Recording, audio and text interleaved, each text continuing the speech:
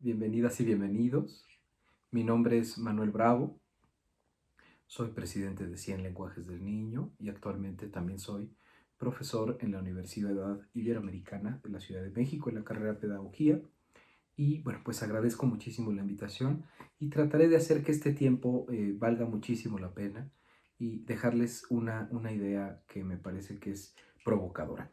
Em, Quisiera partir con esta idea de que en el ámbito educativo, la gente que está involucrada en educación en los distintos niveles, con frecuencia hablan mucho de los niños, pero lo cierto es que hablamos muy poco con los niños y con las niñas de nuestro país. Ciertamente son esporádicos, son excepcionales los casos donde hay diálogos, donde hay intercambios, donde realmente los escuchamos con un genuino interés y donde creemos que su voz y su participación es importante, en este caso, por ejemplo, para la hechura de las políticas públicas.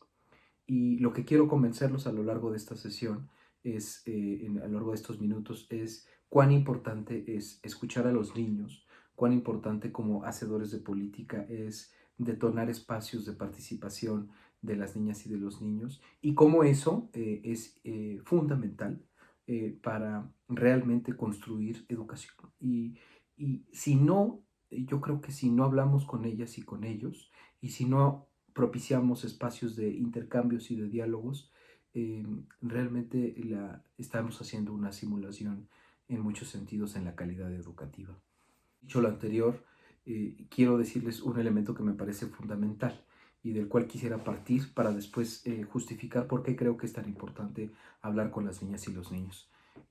Todos tenemos una imagen, todas las personas tenemos una imagen de lo que es un niño o una niña, y esa imagen la ponemos cada que nos enfrentamos o tenemos una interacción con los niños y las niñas, ya sea una maestra que está diseñando una experiencia de aprendizaje, ya sea un hacedor de política que está marcando las líneas de la política educativa, ya sea un legislador que está proponiendo un cambio a la legislación o una nueva ley en torno a la infancia, o ya sea una mamá que está interactuando con su hija.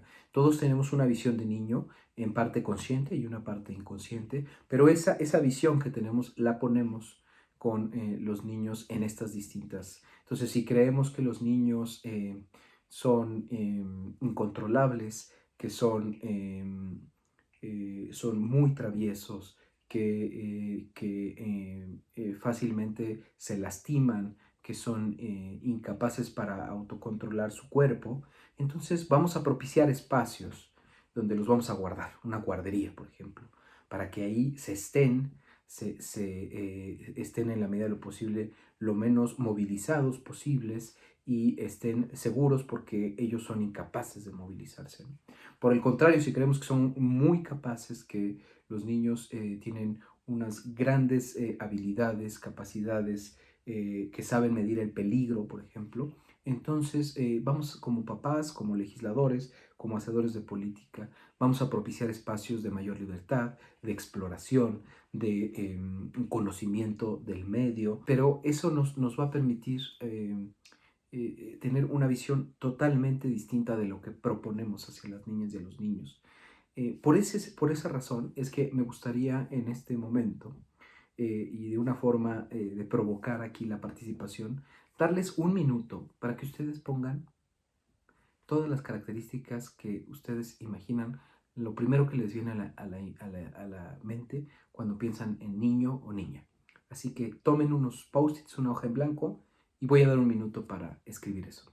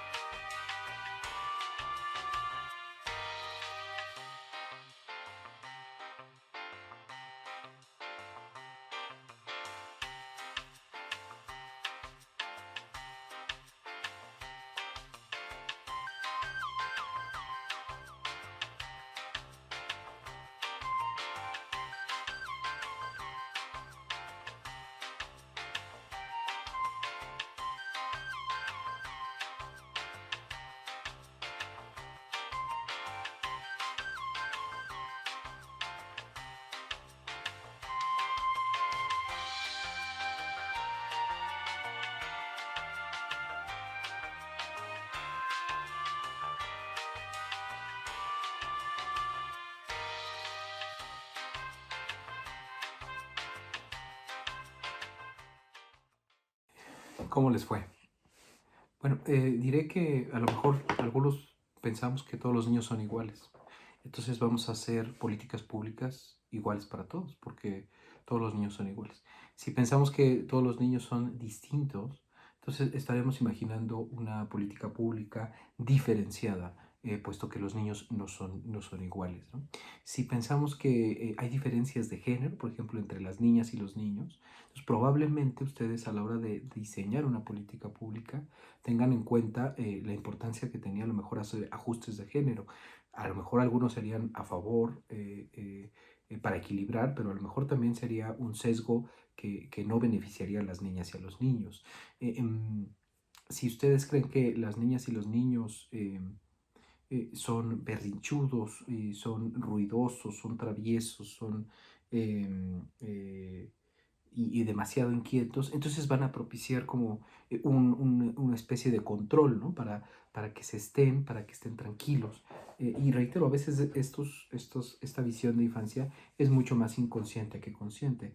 Si ustedes creen que los niños son muy capaces y que necesitan jugar para aprender, por ejemplo, entonces van a propiciar políticas públicas como sucede en algunos países del mundo, donde tienen varios recreos, hay mucho espacio para el juego, la arquitectura pedagógica considera este elemento como un elemento fundamental, hay presupuesto destinado para jugar, para que haya espacios de juego, en fin, lo que quiero hacerles ver es la importancia que tiene la imagen que tienen ustedes de niña y de niño y que eso indudablemente impacta en la hechura de las políticas públicas. Ahora me gustaría pasar al siguiente elemento, que es cuáles son las 5 razones principales por las cuales quiero invitarlos a pensar la importancia que tiene abrir canales de participación entre las niñas y los niños. En primer lugar, estaríamos hablando es un aspecto totalmente biológico, es una necesidad biológica que tenemos, el hecho de ejercer nuestra voz y el hecho de ser escuchados, ¿no? De que nos escuchen. Cualquiera que convive con niños pequeños, cualquiera que es aquí mamá, papá, abuelo, tía, le ha pasado muchas veces mamá, mira cómo me aviento, mamá, mira cómo brinco, mamá, mira lo que hago, mamá, mira mi dibujo, ¿no? Esa necesidad de ser escuchado es una necesidad fisiológica que tenemos todos los seres humanos y que es atendida pues de diversas formas, ¿no? Dependiendo sus entornos y sus ambientes de aprendizaje. Pero el primer elemento es porque es un aspecto totalmente fisiológico. El segundo es un tema netamente de participar en espacios educativos. Es fundamental si queremos ejercer, si apuntalamos a una educación democrática. Entonces, participar en algo que es tan suyo como su educación es algo fundamental. Si pensamos que la escuela es de todos menos de los de niños, entonces estamos fritos y estamos perdidos, ¿no? La educación es fundamentalmente de ellas y de ellos, de las niñas y de los niños. Y les damos muy poca chance, muy poco espacio para que ellos participen en espacios democráticos donde puedan ejercer su voz desde la primera infancia. El tercer elemento está bien, tiene que ver con una cuestión epistemológica. Entonces, si creemos que los niños son capaces de construir conocimiento, y esa obedece totalmente a una visión, como esta imagen que yo explicaba previamente de las niñas y de los niños, pero si creemos que las niñas y los niños pueden construir conocimiento, y para que ellos puedan construir conocimiento, pues necesitan de unas grandes orejas que estén junto a ellos, que seamos nosotros, para poder entender cuáles son esos procesos de construcción de conocimiento. Jerome Brunner, por ejemplo, trabajó mucho sobre este elemento, un gran pedagogo del siglo XX, bueno, este es un tercer aspecto, la parte epistemológica. Como cuarto elemento tenemos es esta parte dentro de sus derechos, ¿cierto? En la Convención Internacional de los Derechos de los Niños, en la cual México es parte, El artículo 12 marca concretamente que los niños tienen derecho a ejercer su participación en lo que es suyo. Y pues una de las cosas tan importantes de las que es suya, como ya lo decía yo, es su educación. Y finalmente, en algo que yo apuntalaba al inicio de esta charla, es si queremos realmente profundizar y adentrarnos y hablar realmente de calidad educativa, implica realmente un espacio donde se horizontalicen las relaciones, donde aprender con el otro con gozo, con placer, eh, a partir de las enormes capacidades, yo digo lenguajes, habilidades que tiene cada niña, cada niño y el mismo docente que está frente a grupo, es fundamental. Y si en ese ejercicio lo hacemos de tipo vertical y no horizontal, entonces realmente estamos cayendo en la simulación. Por eso es importante horizontalizar esas relaciones, y al horizontarlas implica escuchar a los niños, y por eso es un elemento fundamental de la calidad educativa. Ahora me gustaría platicar con ustedes brevemente esto cómo se come, ¿no? Entonces, ¿cuáles son las formas en las que podemos, desde las políticas públicas, o cuáles son algunas acciones que se han hecho para propiciar la participación de las niñas y de los niños?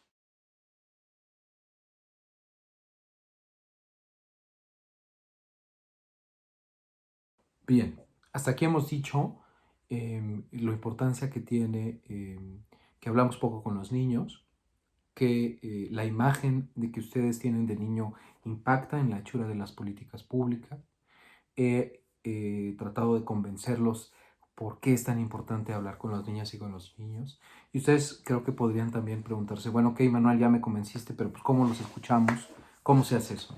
Entonces, quisiera convertirles brevemente algunos ejemplos. Em, haciendo un recorrido así de trotamundos rapidísimo, a finales de la Segunda Guerra Mundial nace una filosofía educativa en Italia en primera infancia denominada Reggio Emilia. Uno de los pilares de Reggio Emilia es pensar que los niños tienen muchas capacidades y que esas capacidades las expresan a través de sus lenguajes, ¿no? Eh, y, y- y que tienen una multiplicidad de lenguajes que los adultos se las vamos coartando. En este sentido, una de las herramientas que dispara la filosofía como tal es el elemento de la documentación. Los maestros están formados para hacer una especie de diarios de campo. Otras pedagogías como Highscope en Estados Unidos también han desarrollado este tipo de estrategia. Esos diarios de campo lo que permiten es retomar los diálogos de los niños y de las niñas para hacer visibles sus aprendizajes, ¿no? Se hace visible la escucha. Y eso les sirve mucho a los docentes en su práctica cotidiana para propiciar experiencias de aprendizaje mucho más organizadas en torno a los intereses de las niñas y de los niños. Reitero, estamos hablando en primera infancia, porque luego se cree, bueno, pero esto, Manuel, seguramente es en primaria o en secundaria. No, estamos hablando con niños de 3 4 5 6 años, porque además tenemos la idea de que solo podemos comunicarnos a través del lenguaje oral o lenguaje escrito, y los niños tienen multiplicidades para comunicarse. La importancia es que tengamos sobre todo la disposición los adultos de hacerlo. Eh, bueno, a raíz de esto, pues ha habido en Europa algunos intentos por retomar la experiencia de Reggio de escucha. Y recientemente, a principios de este siglo, sobre todo en la academia, en la investigación, hay un enfoque, una metodología que se llama enfoque mosaico, que lo que busca justo es a través de recuperar las voces de las niñas y de los niños. Tiene ciertas características. El enfoque mosaico debe ser multimétodo. Esto quiere decir que reconoce las diversas lenguajes o expresiones de las niñas y de los niños. Debe propiciar la herramienta como participación. Debe favorecer la reflexión, tanto del docente como de los niños. Es adaptable, entonces se puede adaptar a las diversas características de los niños. Es un enfoque en experiencias propias de los niños eh, y está incrustado en la práctica. Entonces, lo que hacen investigadores como Peter Moss o Clark, que han abordado este tipo de estrategias y han visibilizado la voz de los niños, es a través de la voz y de estar dialogando constantemente con los niños, es generar un panorama donde no es importante el número de casos, sino entender qué significado no sobreinterpretar, sino interpretar junto con las niñas y con los niños en un diálogo para entender, hacer transformaciones educativas, de cambios institucionales, de cambios en la escuela, de cambios en el aula o de cambios ya a nivel de política pública. Entonces es un movimiento que va creciendo. Otro ejemplo es el trabajo que ha hecho el maestro Francesco Tonucci, donde en esta idea de la ciudad de los niños ha trabajado mucho con consejos de niños, donde los niños eh, eh, pueden compartir y opinar respecto a cosas que ellos creen que es indispensable transformar de su ciudad. Y es así como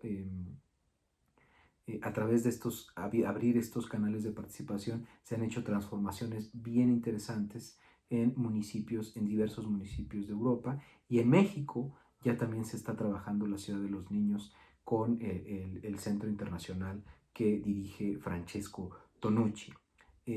Hay otras investigaciones como las realizadas ya aquí en México, por ejemplo, por la doctora Heidi Fritz, que ha trabajado el tema, por ejemplo, de la amistad, ¿no?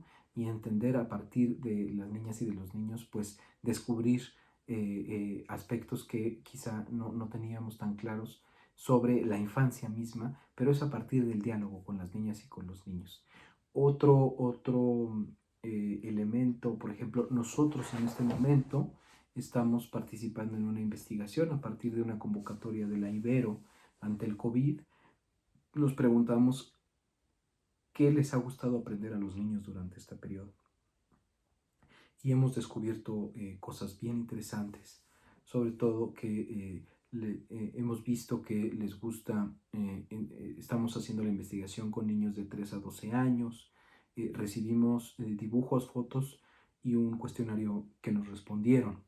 Y hemos encontrado cosas muy interesantes, sobre todo que les gusta interactuar con un adulto, sobre todo que sea papá o mamá, que les ha gustado espacios donde ellos pueden, hemos identificado que no están orientados, por ejemplo, solo al juego, sino han aprendido una multiplicidad de elementos muy importantes en sus vidas, incluso de autocuidado y de cuidado a otros, donde colaboran también en espacios como lavar trastes, cosas del hogar, que son importantes aprendizajes que ellos no los tenían y que en este momento los han desarrollado, ¿no? Estamos todavía en la fase de análisis, pero lo que quiero decirles es que esa información es fundamental, por ejemplo, ahora que tanto estamos hablando de la importancia de regresar a una escuela diferente. Entonces, creemos que si realmente queremos transformar las cosas, tenemos que escuchar a las niñas y a los niños. Quisiera casi cerrar diciendo que no es una cuestión de, ay, qué lindos, vamos a escuchar a los niños, no. Hay que escuchar a los niños porque los niños nos pueden abrir ventanas y puertas que nosotros no estamos alcanzando a ver. Puertas desconocidas que nos pueden permitir hacer mejor las políticas públicas, diseñar mejor experiencias de aprendizaje. Y eso me parece que es fundamental. No es una cuestión de dádiva, no es una cuestión de buena onda, es una cuestión de que necesitamos su voz. Y me gustaría también acompañar esta idea de que no lo que dicen los niños no siempre es acertado. Eh, a veces los niños, lo importante no es asumir que todo lo que dicen los niños está bien, sino que es siempre importante escuchar a las niñas y a los niños. Y en ese sentido podemos escucharlos a través de la observación, de los dibujos, de tomar conversaciones, de que nos tomen fotografía de lo que ellos quieran, de que elaboren mapas, de charlas junto con ellos, de grabar conversaciones, en fin, hay una infinidad de recursos que podemos hacer. Y yo creo que hay dos vías muy importantes desde la hechura de las políticas. Una es, desde luego, se habla mucho ahora de la formación del docente como investigador. Y yo creo que el docente definitivamente tiene que ser investigador de su práctica, y un elemento en el que hay que invertirle en la formación del docente es que aprenda a escuchar a los niños y a las niñas. Y en ese sentido es a esta parte antropológica de construir como sus diarios de campo basado en esta documentación, como yo le decía, de poder recuperar la voz de las niñas y de los niños, me parece un elemento fundamental. Y otro elemento es que las instituciones pueden propiciar espacios para que las niñas y los niños compartan cosas que para ellas son importantes, y que en ese sentido, así como pasa con la ciudad de los niños, puedan abrir nuevas puertas y nuevas ventanas donde nosotros como adultos hemos perdido foco, y encontrar soluciones a políticas públicas muy concretas. Bueno, pues yo creo que con esto terminaríamos. Quizá a mí lo que me gustaría compartir son dos ideas finales. La primera es que estoy convencido que las niñas y los niños serán atendidos de mejor forma, tanto en las políticas públicas como en las prácticas educativas, si éstas se mantienen alerta a sus voces, a sus intereses, a sus gustos y a sus demandas. Finalmente, el trabajo de los funcionarios, de los servidores públicos, es servir, es atender, es propiciar en el caso educativo, ambientes de aprendizaje favorables para las comunidades. Y pues esto indudablemente tiene que tener una especial atención a las niñas y a los niños de algo que es suyo, que son sus aprendizajes, su escuela, finalmente su educación. Muy bien, pues con esto terminamos, y yo les agradezco mucho que me hayan escuchado en este espacio.